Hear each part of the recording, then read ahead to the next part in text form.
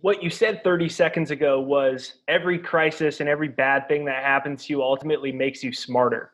And If so if if you're you willing to see it learn. that way, but if you're a Yeah. victim, you're a Democrat. I'm not Republican or Democrat, but my Right. friend sent me an art. He says if you're a Democrat, you're sitting at home right now waiting for your check. And if you're a Republican, you're printing the money to go give it out to everyone. Right. So, They're giving me the money anyway. That they so steal from you. let me say here. So you said if you're willing to look at crisis and all these things. So there's so many people. So one of my best friends since kindergarten has a great job at LinkedIn, always been paid well, and he's been scared out of the ass that he's gonna get fired and lose his job right now. And so you're talking about crisis and all these things. Now, I want to make a spin on this that gives someone the opportunity to take responsibility, and the spin that if you gotten screwed right now, if you're terrified out of your mind, if you lost 50% from your pension or your 401k, or you lost your job and you can't pay your rent, and now you're like, what the hell do I do? And you think the world's going to end and you're going to be screwed. I want to give you a couple points, and then Robert, I want you to elaborate if these are some accurate assessments for people to consider in their own life. Is to consider if you are an employee, there's nothing wrong with that, but it makes sense now to really look at what Robert has been saying as to why businesses are very important.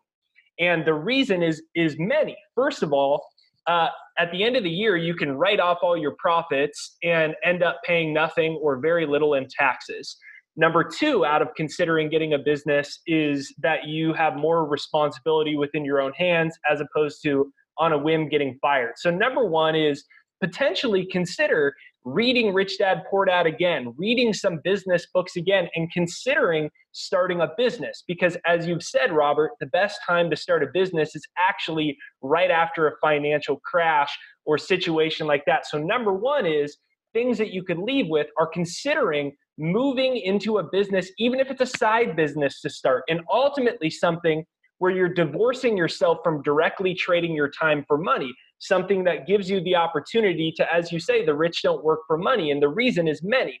First of all, you can make more money if you're not working for it directly. Number two is you can institute leverage and scalability so you can grow quicker. So first of all, considering a business. Second of all, if you've lost money in your investments, consider studying or looking into potentially getting a little bit, even if it's just a little bit of silver, even if it's just a little bit of gold, and diversifying yourself away from the mainstream assets that they're perpetuating in our system to indenture and enslave the middle class and the poor. So I think that those are accurate things, in my opinion, for people to look at, is considering starting a business here to prepare yourself for when the pension bubble pops, to put yourself in a better situation, and to start to consider accruing a little bit of this stuff. Would you say those are potentially accurate things for someone to, we can't tell them what to do, but those are things that if you do want to get rich, if you do want to put yourself in a better position, are those accurate things for people to consider when you say, I'm getting richer, are these things that we should be considering at least for how we can get richer? Some people, most people are wimps. You know, Nassim Taleb said he wrote the book, The Red Black Swan, but his best book is called Anti-Fragile. Mm-hmm. So most people are fragile. You know, they're like a champagne flute glass.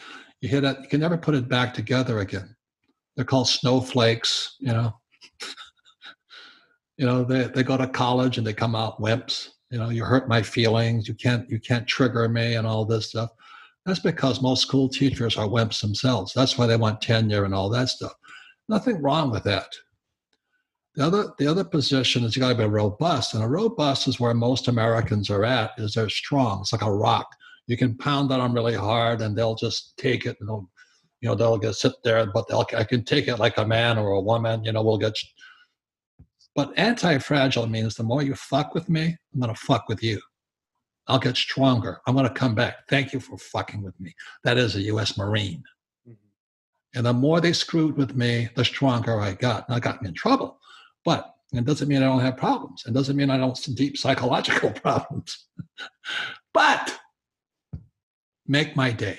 You know, I mean, you mess with me, I'm going to get stronger. Thank you. You hurt my feelings. Thank you. I'm going to get stronger. You stole my money. Oh, gracias. Muchos gracias. I'm going to make you pay for that, you swine, slime, dog. You know, you're going to wish you never did that. And so it's really in your attitude. It's when you look in that mirror, you know, next time you look in the mirror, whatever you're doing, look in the mirror, smiling at yourself or shaving and all this. Look at what's behind the face. What's the character of the person?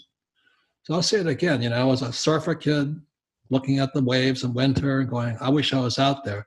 That was the problem. I wasn't where I wanted to be.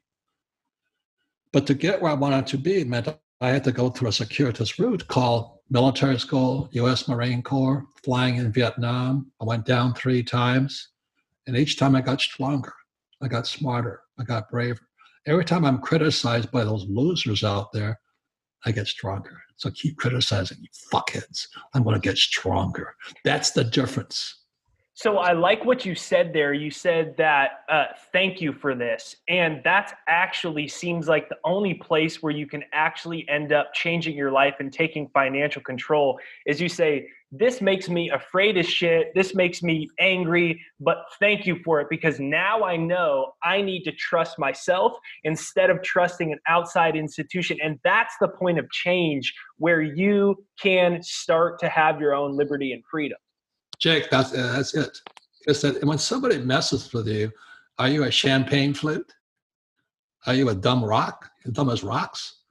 Or are you anti-fragile? I mean, you mess with me, thank you. Thank you. You're going to regret that. You know, you're going to, not that I'm going to go get even with them, but thank you. You woke me up. I really appreciate it. So if you're a single mother and you lost your job or you just whatever happened to you and it sucks, is that everyone understands it sucks, but you need to be able to say, thank you for this. I hate this. I wish it didn't happen to me, but now I'm going to be stronger. I'm going to have more sources of income. I'm going to study taxes. I'm going to start to get my money out of just mainstream investments. I'm not going to hope that the government or my boss cares about me because the reality is they don't. And when it's scary to step on the cliff like that, but it's actually the only way to get legitimate freedom spiritually, but also financially in this realm. Would you agree? That's it.